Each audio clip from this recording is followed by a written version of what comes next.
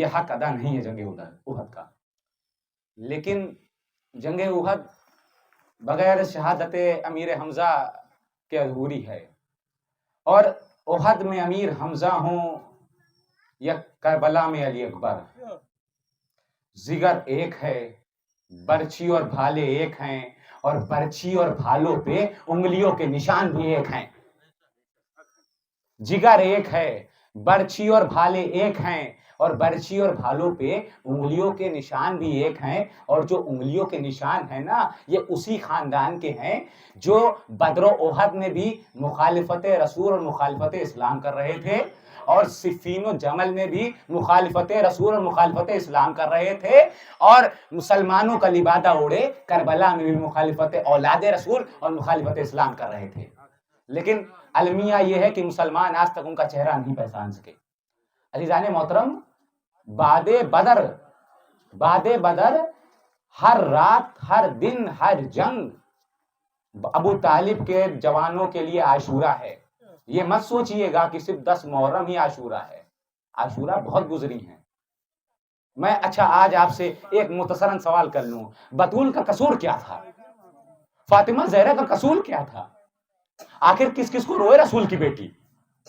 کبھی بابا کو رو رہی ہے، کبھی سفر میں امام حسن کو رو رہی ہے، کبھی اپنے شوہر کی امر خلافت کو لٹی دیکھ رہی ہے، کبھی سکینہ کو رو رہی ہے، کبھی سجاد کو رو رہی ہے، کبھی کربلا میں حسین کو رو رہی ہے. آخر قصور کیا تھا بطول کا، رسول کی بیٹی کا؟ عزیزان محترم، ہم سے تو کیا مانگا گیا تھا، ہم نے دیا کیا ہے؟ سورہ شورى کی آیت نمبر 23 ہے. اللہ کہتا ہے کہ اے میرے حبیب تم ان سے کہہ دو، اے میرے حبیب تم سے کہہ دو کہ ہم بنام اجر رسالت تم سے کوئی سوال نہیں کرتے سوائے اس کے کہ تم میرے قرابت داروں سے مودت اختیار کرو. تم میرے قرابت داروں سے مودت اختیار کرو. عزیزان محترم، مودت کے صلے میں ہمیں ملا کیا ہے؟ اہل بیت کو آپ نے دیا کیا ہے؟ میں کہوں اہل بیت نے کیا مانگا اور آپ نے کیا دیا، برداشت کر لیں گے آپ؟ کیونکہ میں خود بھی سید ہوں تو اس لیے کہہ رہا ہوں. سب سے پہلے نبی کی بیٹی نے 4 گھنٹے دربار میں کھڑے ہو کر حق مانگا، آپ نے نہیں دیا. غدیر میں فرمان نبی سننے کے بعد بھی علی کو خلافت نہیں دی. امام حسن نے اپنے نالے کے پہلو میں جگہ مانگی دفن ہونے کے لیے، آپ نے نہیں دی. 6 مہینے کے اصغر کے لیے حسین نے کربلا میں پانی مانگا، آپ نے دیا. ارے یہاں تک کہ جب مدینے سے کربلا سے شام کے سفر میں زینب بے ردا اور بے چادر چل رہی تھی، کیا جب انہوں نے چادر مانگی آپ نے چادر دی؟ ارے میں تو یہ کہتا ہوں مسلمانوں، یزیدی فوج نے چادر چھین لی تھی، شیورے نے چادر چھین لی تھی. کیا 32 مسلمان بستیوں میں کوئی غیرت مند مسلمان بی بی ایسی نہیں تھی کہ اپنے کھڑکی سے ایک چادر رسول کی نوازی میں بھیج دیتی؟ یہ کیا ہو گیا؟ آخر 50 سالوں میں رسول کی محنت کا صلہ ایسے کیسے مسلمانوں نے دے دیا؟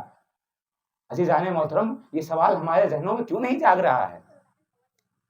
عزیزان محترم، اب چونکہ جناب اکبر کا ذکر ہو چکا ہے اور میرا یہ فرض بنتا ہے کہ میں آہستہ آہستہ مصائب کی منزل کی طرف آگے بڑھوں. عزیزان محترم، آپ کو اگر کوئی کربلا پڑھے گا یا کوئی کربلا سمجھے گا یا کوئی کربلا جانے گا تو یقیناً وہ آغاز کربلا کو ضرور یاد رکھے گا.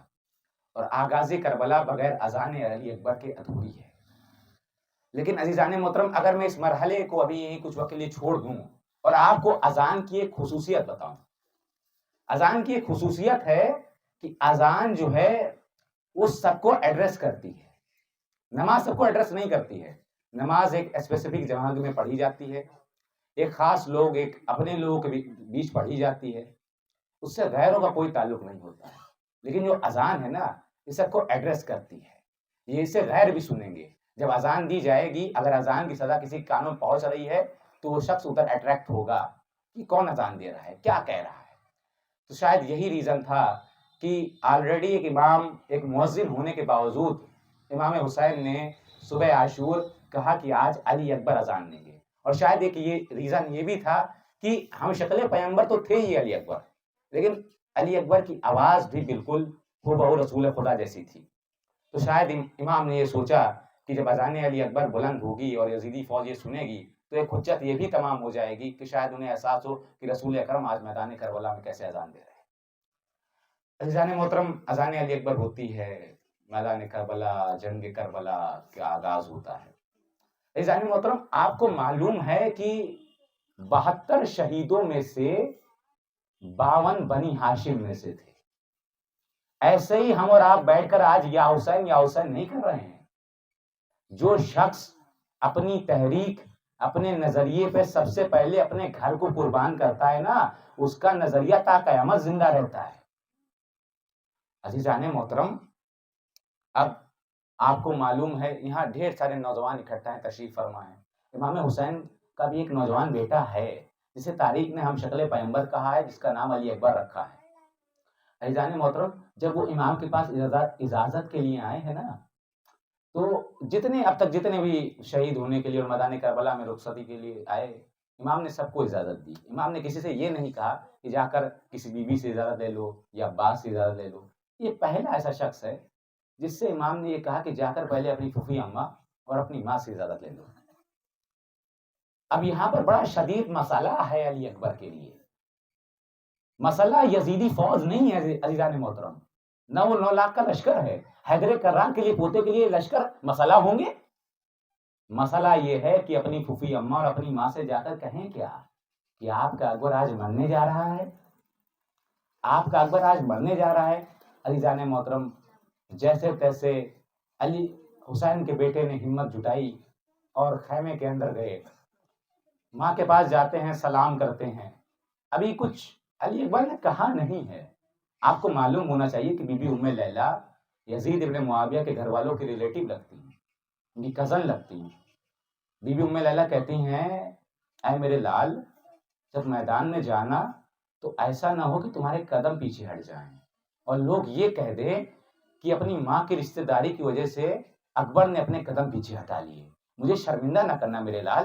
جناب اکبر کہتے ہیں، اے میری ماں، آپ نے میرا کام تو بے حد آسان کر دیا، میں آپ کے پاس اجازت کے لیے آیا تھا، آپ نے میرے حوصلے مزید بلند کر دیے۔ عزیزان محترم، ماں کے خیمے سے رخصت لی، اب پھوپھی اماں کے خیمے میں جانا ہے۔ اب اور شدید مسئلہ ہے، کیونکہ زینب جو ہیں، یہ عام ہے مدینے میں کہ اکبر جو ہیں وہ زینب کے بیٹے ہیں۔ وقت بی بی زینب کے ساتھ جناب اکبر کا گزرا ہے، کپڑے سے لے کر بچپنا لے کر سب کچھ بی بی زینب نے جناب اکبر کی دیکھ ریکھ کی ہے۔ اب جا کر ان سے کہیں تو کہیں کیا؟ اور یہ بھی یاد رکھیے گا، اپنے دونوں بیٹے بی بی زینب نے اکبر پہ قربان کیے ہیں۔ جناب اکبر بی بی زینب کے خیمے میں داخل ہوتے ہیں، جا کر پھوپھی کے پاس بیٹھتے ہیں۔ پھوپھی اپنی بھتیجی کے بالوں میں کنگھی کرنے لگتی ہیں۔ تبھی جناب اکبر کہتے ہیں، پھوپھی جان، ایک مسئلہ درپیش آیا ہے۔ بی بی زینب کہتی ہیں، بیٹا، یہ کوئی وقت ہے مسئلے پوچھنے کا؟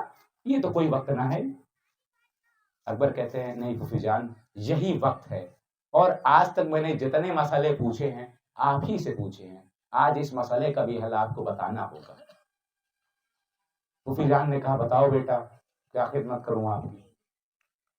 جناب اکبر کہتے ہیں، اے میری پھوپھی، مجھے یہ بتائیے تو ذرا، آپ کا رتبہ بلند ہے یا میری دادی فاطمہ الزہرا سلام اللہ علیہا کا؟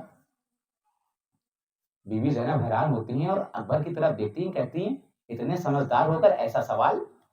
کہاں وہ سید کونین اور کہاں میں ان کی ادنا سی کنیز؟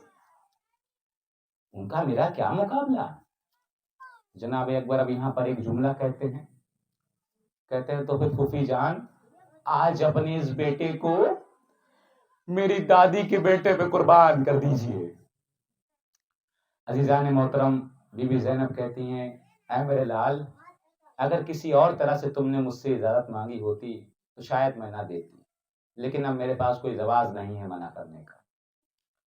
ابھی خیمے سے بالکل نکلنے ہی والے تھے کہ تبھی جناب علی اکبر نے ایک لفظ کہا، سلام ہو بیویو تم پر، اور پھر کہا، یہ آخری سلام ہے علی اکبر کا۔ جاننا چاہیں گے اس وقت کیا منظر بنا خیموں میں؟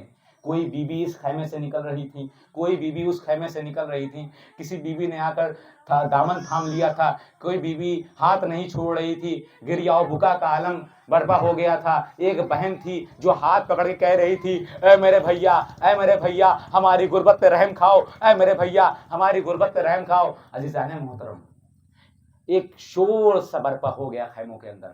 بیبیاں ایک خیمے سے نکال کر انہیں ایک بڑے خیمے کے اندر لے کے جاتی, پھر نکلتی, پھر لے جاتی. ایک ایسا ماحول برپا ہو گیا کہ جیسے کسی نوجوان کی میت اٹھ رہی ہو. عزیزان محترم, بڑا ہی دردناک ماحول, رخصتی نہیں مل رہی ہے. جیسے تیسے کچھ مرحلہ بیتا اور کچھ قدم آگے بڑھائے جناب علی اکبر نے, تو پیچھے سے ایک بیمار کی صدا آتی ہے, اے میرے بھیا مجھ سے نہیں ملو گے؟ جناب علی اکبر پیچھے مڑتے ہیں, کیا دیکھتے ہیں؟ سید سجاد اپنے بھائی کی آنکھوں میں گریا لیے دیکھ رہے ہیں. عزیزان محترم, تڑپتے ہوئے جناب علی اکبر اپنے بھائی سے لپٹ جاتے ہیں. اس کے بعد میں مختصر کر رہا ہوں, پھر میں مسائل کی طرف آگے بڑھتا ہوں. جناب امام حسین نے اپنے بیٹے کو خیموں سے رخصت دلائی, ان کو گھوڑے پہ سوار کرایا, گھوڑا آگے بڑھنے لگ گیا. اس کے بعد کچھ قدم آگے بڑھے تھے جناب علی اکبر, پیچھے سے کچھ آہٹ آنے لگ گئی ہے, کچھ شور برپا ہونے لگ گیا ہے, کسی شخص کے پیروں کی آہٹ آ رہی ہے. کیا دیکھتے ہیں؟ پیچھے مڑ کے امام حسین پیچھے رفتہ رفتہ رفتہ رفتہ ایک بوڑھا باپ چلا آ رہا ہے. جناب علی اکبر گھوڑے سے اترتے ہیں, بابا کے قدموں میں گرتے, کہتے اے بابا آپ نے تو اجازت دے دی تھی, اے بابا آپ نے تو اجازت ہمیں دے دی تھی, اب یہاں پر جملہ برداشت کر لیں گے, آپ کی اجازت ہو تو میں کہوں. امام کہتے ہیں اکبر اکبر, کاش تمہارا بھی کوئی جوان بیٹا ہوتا, کاش تمہارا بھی کوئی جوان بیٹا ہوتا اور وہ اس طریقے سے مرنے کے لیے جاتا تو میں تم سے پوچھتا, کاش تمہارا بھی کوئی جوان بیٹا ہوتا اور وہ اس طرح سے مرنے کے لیے جاتا, پھر میں تم سے پوچھتا. عزیزان محترم, بہرحال جناب علی اکبر رخصت ہوئے. عزیزان محترم, جتنے بھی اب تک شہداء میدان کربلا میں گئے ہیں, کوئی واپس نہیں آیا ہے, سب کا لاشا ہی واپس آیا ہے. لیکن جب امام حسین کو یہ معلوم ہوا نا کہ میرے بیٹے کا مقابلہ بڑے بڑے پہلوانوں سے ہے, تو جناب فضہ کو بلا کر امام نے یہ کہا کہ اس کی ماں سے کہو کہ دعا کرے کہ میرا بیٹا سرخرو ہو جائے, میرا بیٹا کی قربانی قبول ہو جائے. ادھر خیمے میں بی بی ام لیلہ سر پہ قرآن رکھ کے بیٹھتی ہیں اور کہتی ہیں, اے یعقوب سے یوسف کو ملانے والے, میرے بیٹے کو ایک مرتبہ مرنے سے پہلے مجھے ملا دے. اتنے میں تکبیر کی آواز بلند ہوتی ہے, خیمے کا پردہ بی بی اٹھا کر دیکھتی ہیں. کیا دیکھتی ہیں؟ جناب علی اکبر واپس آ رہے ہیں اور امام سے یہ کہتے ہیں, اے میرے بابا, اگر چند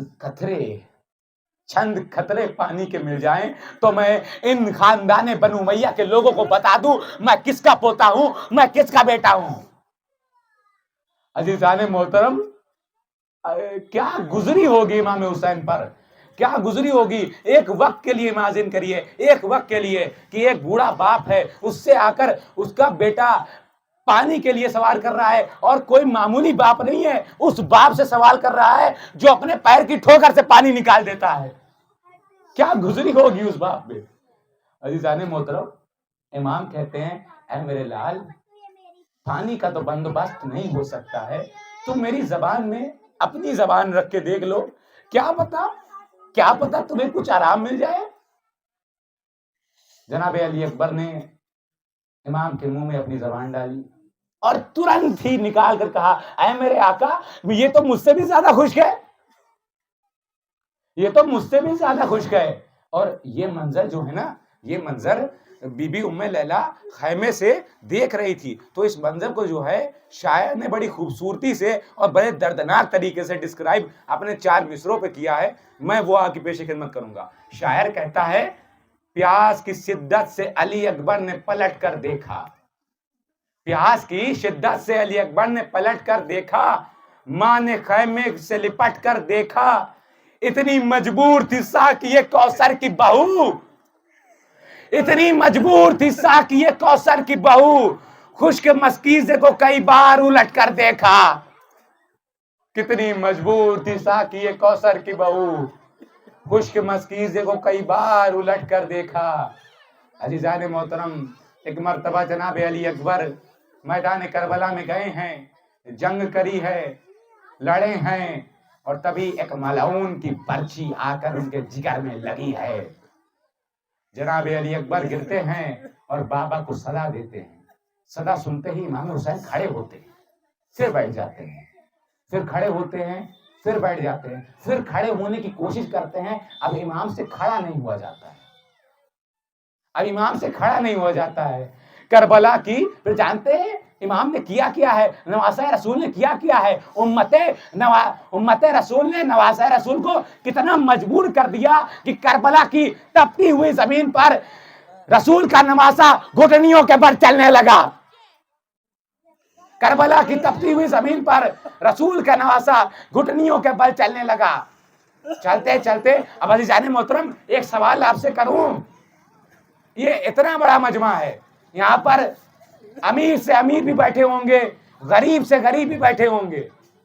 آپ نے کسی غریب سے غریب باپ کا حال یہ دیکھا ہے کہ جس کا جوان بیٹا مر جائے؟ عام طور سے ہمارے معاشرے میں یہ ہوتا ہے، کسی کا جوان بیٹا اگر مر جائے تو جنازے تک اس سے چھپایا جاتا ہے، اس کو بتایا نہیں جاتا، اس کی شکل نہیں دکھائی جاتی، وہ برداشت نہیں کر پائے گا۔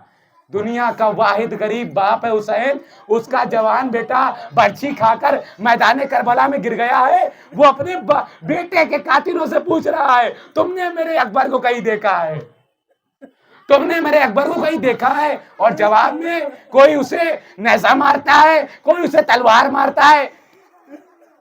کیا المیہ ہے، کیا المیہ ہے۔ شاید ایسے ہی تو علامہ اقبال نے یہ نہیں کہا، یہ کیسا تماشا ہوا اسلام کی تقدیر کے ساتھ، قتل شبیر ہوئے نعرہ تکبیر کے ساتھ۔ کیا المیہ ہے مسلمانوں۔ اور علماء نے لکھا کہ جناب علی اکبر کے لاشے کے قریب امام ویسے ہی پہنچے ہیں جیسے 6 مہینے کا بچہ پہنچتا ہو، جیسے 6 مہینے کا بچہ پہنچتا ہو۔ عزیزان محترم بالکل مصائب کی آخری منزل ہے، اور اپنے دل کو تھام کے سنیے گا۔ عزیزان محترم امام جب پہنچے ہیں اپنے بیٹے کی لاشے کے پاس اور کہتے ہیں اے علی اکبر تمہارا بابا آ گیا۔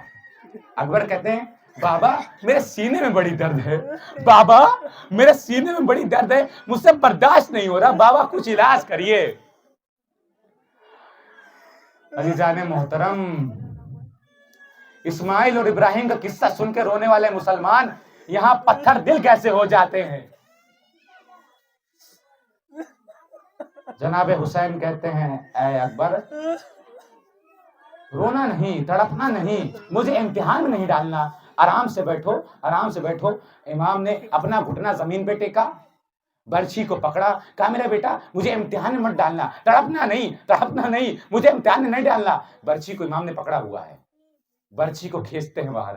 عزیزان محترم آج 1400 سال بیت گئے ہیں، اگر خالی برچھی نکل آتی آج عامر خاموش ہو جاتا، خالی برچھی نکل آتی آج عامر خاموش ہو جاتا، لیکن المیہ تو یہی تھا مسلمانوں، خالی برچھی نہیں نکلی، اس کے ساتھ علی اکبر کا کلیجہ بھی باہر آ گیا، اس کے ساتھ علی اکبر کا کلیجہ بھی باہر آ گیا، اور اسی کے ساتھ ہم شکل پیغمبر کی اس دنیا سے رخصتی ہو گئی۔ کیا المیہ دیا ہے مسلمانوں نے، کیا صلہ دیا ہے، کیا اجر رسالت دیا ہے۔ ماتم حسین۔